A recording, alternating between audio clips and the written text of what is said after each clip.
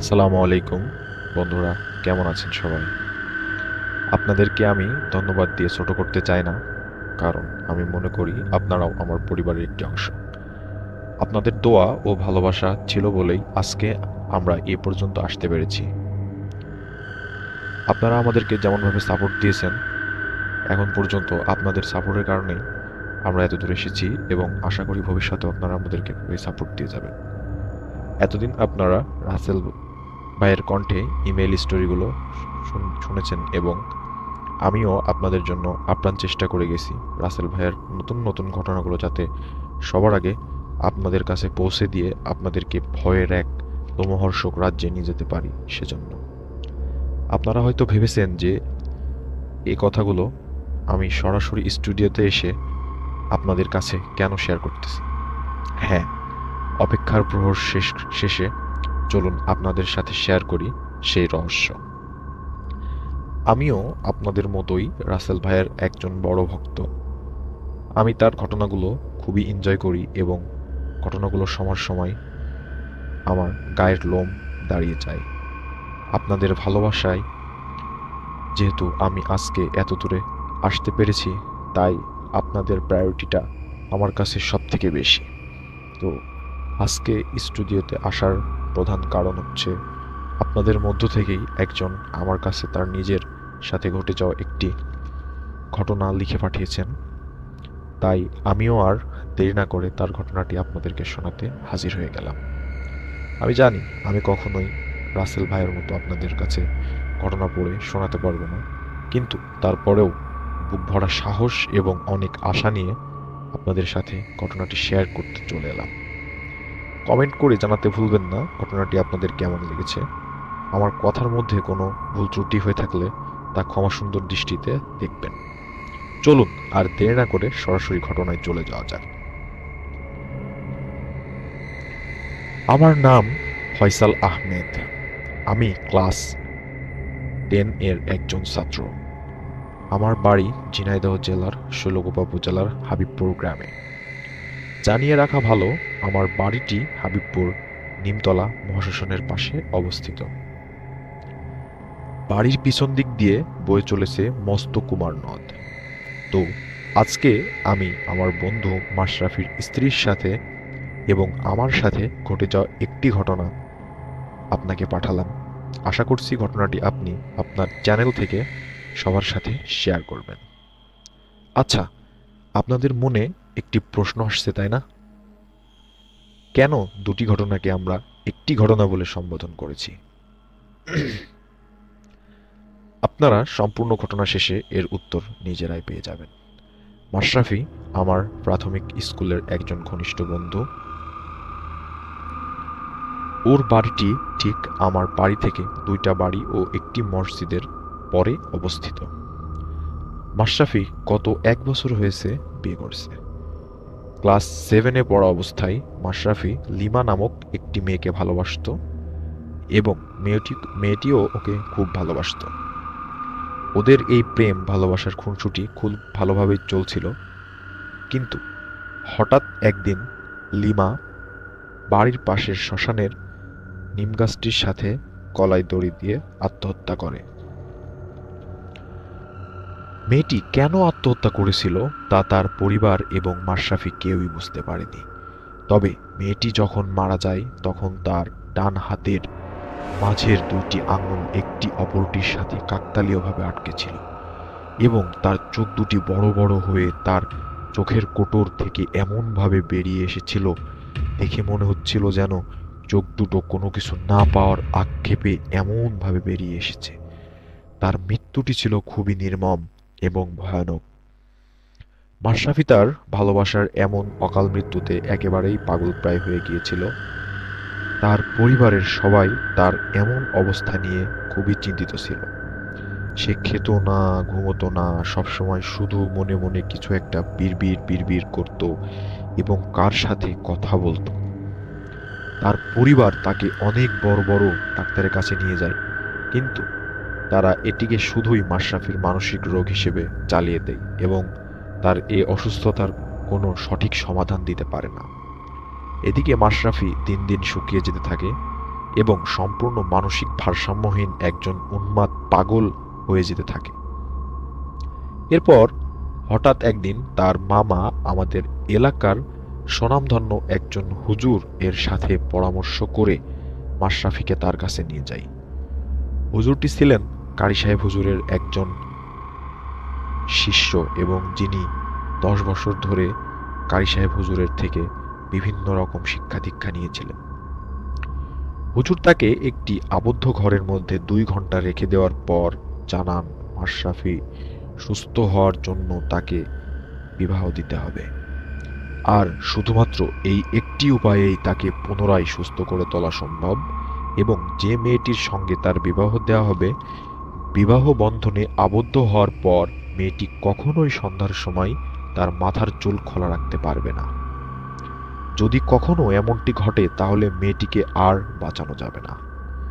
মাশরাফির মামা হুজুরের দিকে তাকিয়ে এ বিষয়ে কোনো কিছু জিজ্ঞেস করবেন, ঠিক সেই মুহূর্তে হুজুর বলে উঠলেন, তোমার মনে যে প্রশ্নটি ঘুরপাক খাচ্ছে তার উত্তর আমার নিজেরও জানা নেই। তোমাদের যেটুকু বলা হয়েছে শুধু সেটুকুই করো। এরপর হুজুরের কথা অনুযায়ী মাশরাফিকে বিয়ে দেওয়া হলো। আস্তে আস্তে মাশরাফি স্বাভাবিক হতে শুরু করে এবং একসময় সে সুস্থ হয়ে যায়। কি ভাবছেন গল্পটি এখানেই শেষ? না, এটি কেবল ঘটনার শুরু। একদিন মাগরিবের আজানের ঠিক পরে তাড়াহুড়োতে নাইমার মানে মাশরাফির স্ত্রী ওনার মাথার কাপড়টি পড়ে যায় এবং তার চুলটি খুলে যায়। 10 মিনিট পর তার মনে পড়ে তার মাথার কাপড়টি পড়ে গিয়েছে। সে বিষয়টি গুরুত্ব সহকারে নেয় না এবং সেটি নিয়ে তেমন কিছু ভাবেও না। কিছুদিন পর থেকে তার সাথে শুরু হয় অদ্ভুত এবং ভয়ঙ্কর সব কাণ্ড। আস্তে আস্তে নাইমার হাত পা মুখ সব কালো হয়ে যেতে থাকে এবং তাকে দেখতে বীভৎস লাগতে শুরু করে এবং তার নখগুলো অনেক বড় বড় হয়ে যায়, রক্ত জমে গিয়েছিল নখের গোড়ায়। আস্তে আস্তে তার অবস্থা খারাপ হতে থাকে এবং যাকে দেখত তাকেই অশ্রাব্য ভাষায় গালাস করতে থাকত।